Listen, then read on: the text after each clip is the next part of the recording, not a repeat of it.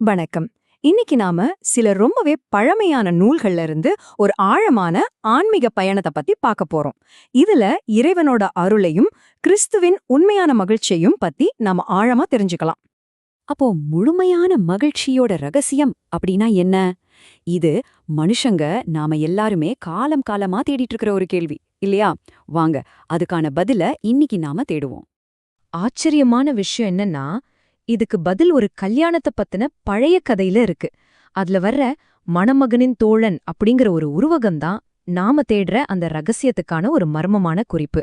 வாங்க இந்த கதை வழியா அந்த முழுமையான மகிழ்ச்சியை நம்ம எப்படி அடையறதுன்னு பாப்போம். சரி, இந்த மகிழ்ச்சிக்கு அடித்தளமே ஒரு விதமான உறுதியான நம்பிக்கைதானு சொல்லப்படுது. ஆனா அது என்ன மாதிரியான நம்பிக்கை? வாங்க பார்க்கலாம். நம்பிக்கையோட ஜெபம் பண்றதுனா என்ன? ஒரு நிமிஷம் யோசிச்சு பாருங்களேன். ஏன்னா இதுக்கான விளக்கத்தை மூல நூல்கள்ல இருந்து நாம இப்ப பார்க்க போறோம். 1 யோவான்ல இருந்து வர்ற இந்த வரிகளை பாருங்க. நாம் கேட்பது கடவுளுடைய திருவுளத்திற்கு ஏற்ப அமைந்திருப்பேன், அவர் நமக்கு செவி சாய்க்கிறார். இதுல அந்த அவருடைய திருவுளத்திற்கு ஏற்ப அப்படிங்கிறது தான் ரொம்ப ரொம்ப முக்கியமான விஷயம். அதுதான் நம்பிக்கையோட திறவுகோல். இங்கதான் நாம ஒரு முக்கியமான வேறுபாட்டை புரிஞ்சுக்கணும்.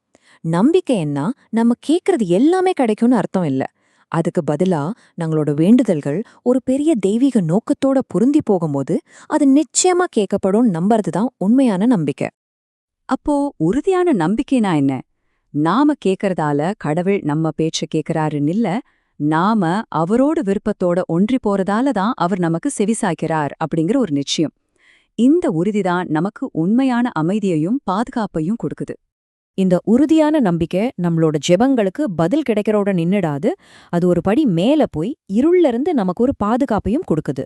ஒளிக்கும் இருளுக்கும் நடுவுல இருக்கிற இந்த போராட்டம் ஒரு சக்தி வாய்ந்த உருவகம். இந்த தெய்வீக தொடர்பு எப்படிப்பட்ட ஒரு பாதுகாப்புன்னு இது விளக்குது. காரிருளில் இருந்த மக்கள் பேரொளியை கண்டார்கள் அப்படின்னு சொல்றது வெறும் வார்த்தைகள் இல்ல, அது ஒரு ஆழமான அனுபவம். இந்த உருவகத்தை நாம மூல நூலோட இணைச்சு பார்க்கலாம். 1 யோவான்ல என்ன சொல்லியிருக்குன்னா, கடவுளிடமிருந்து பிறந்தவங்க பாதுகாக்கப்படுவாங்க, தீயோன் அவங்கள தீண்டவே முடியாதுன்னு ஒரு வாக்குறுதியே கொடுக்கப்பட்டிருக்கு. நமக்குள்ள இருக்கிற இந்த நம்பிக்கையும் பாதுகாப்பும் சும்மா மனசுக்குள்ளேயே வச்சுக்க வேண்டிய விஷயம் இல்ல. அது ஒரு பெரிய மகிழ்ச்சியான கொண்டாட்டமா வெடிச்சு வெளியே வரணும். அப்படிப்பட்ட கொண்டாட்டம் எப்படி இருக்குன்னு பாப்போமா?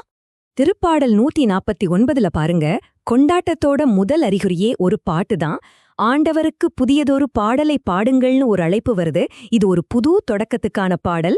இந்த கொண்டாட்டத்துக்கு காரணம் என்ன தெரியுமா? ஆண்டவர் தம் மக்கள் மீது விருப்பம் கொள்கின்றார்னு சொல்லப்படுது. அதாவது கடவுளுக்கும் மக்களுக்கும் நடுவுல ஒரு பரஸ்பர அன்பு, ஒரு மகிழ்ச்சி இருக்கு. இந்த உறவுதான் அந்த கொண்டாட்டத்துக்கான ஆணிவேர். அந்த கொண்டாட்டத்தோட உச்சகட்டமா அவருடைய அன்பர் மேன்மை அடைந்து களி கூர்வராக அப்படின்னு ஒரு முழக்கம் கேக்குது.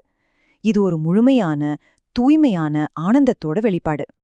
அப்போ இந்த மகிழ்ச்சியான புகழ்ச்சியில என்னென்ன விஷயங்கள் அடங்கி இருக்குன்னு பார்க்கலாமா? ஒரு புது பாட்டு பாடணும், நம்மள படைச்சவரை நினைச்சு சந்தோஷப்படணும், நடனம் இசைன்னு கொண்டாடணும், அப்புறம் இதையெல்லாம் ஒரு மரியாதை கலந்த மகிமையோட செய்யணும். இப்போ நம்மளோட மைய கதைக்கு திரும்ப வருவோம். திருமுழுக்கு யோவான் மூலமா அந்த முழுமையான மகிழ்ச்சியோட ரகசியத்தை நம்ம தெரிஞ்சுக்க போறோம். ஞாபகம் இருக்கா? ஆரம்பத்துல நாம ஒரு புதிரோட ஆரம்பிச்சோம். அதுக்கான விடை இங்கதான் கிடைக்க போகுது. யோவான் நற்செய்தியில ஒரு முக்கியமான காட்சி வருது. திருமுழுக்கு யோவானோட சீடர்கள் எல்லாம் ரொம்ப கவலையா இருக்கிறாங்க. ஏன்னா இயேசுன்னு ஒரு புது போதகர் வந்து எல்லா கூட்டத்தையும் அவர் பக்கம் இழுக்கிறார். இங்க ஒரு போட்டி, ஒரு பொறாமை உருவாகிறதுக்கு எல்லா வாய்ப்பும் இருக்கு. இந்த கதையில இயேசுதான் மணமகன், மக்கள் கூட்டம்தான் மணமகள். அப்ப திருமுழுக்கு யோவான் யாரு? அவர்தான் மணமகனின் தோழன்.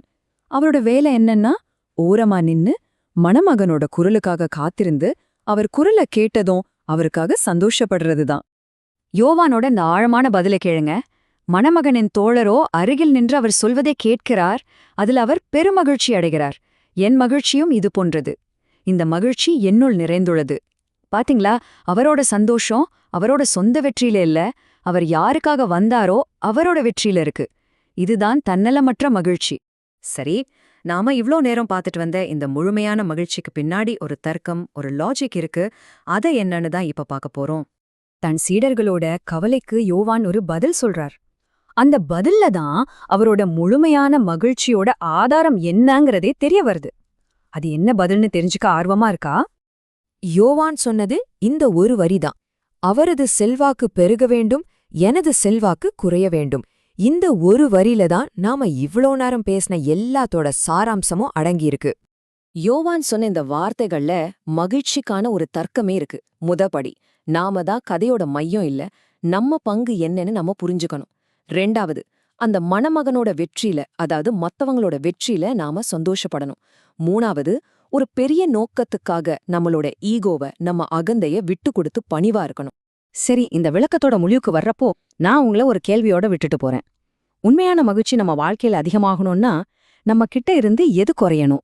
கொஞ்சம் யோசிச்சு பாருங்க.